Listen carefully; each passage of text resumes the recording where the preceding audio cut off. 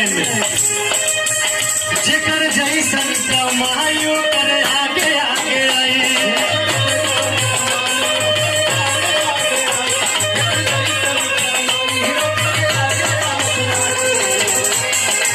अरे जेकर जैसन कमाई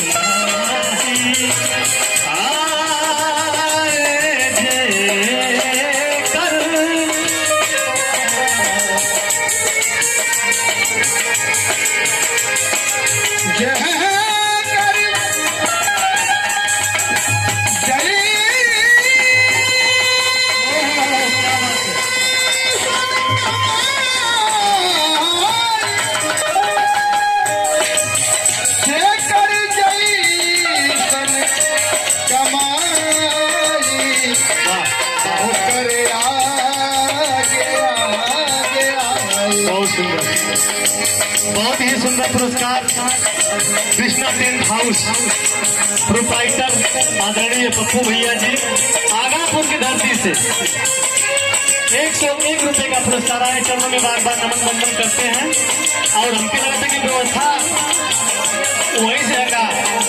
अच्छा और आपका बहुत ही सहयोग रहता है क्षेत्र में, तमाम जगहों पे आपका टेंट जाता है, लोगों की सेवा में कोई कमी नहीं रखते हैं। आपकी तरफ से 101 रुपए का पुरस्कार चरणों में बार बार नमस्कार करते हैं। ए भैया हम केहू के तेरही में खाई, केहू के ब्रह्म भोज में खाई, तो हमारियों के साथ खाई ये सत्य हो। हम केहू में खाए तो हमारियों में केहू खेबे जैसे महाराज जी सही है क्या।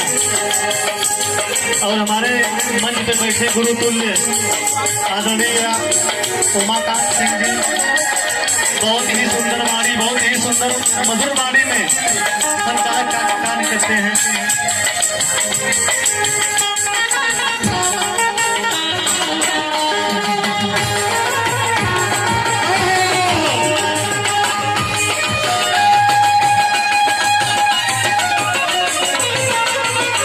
भैया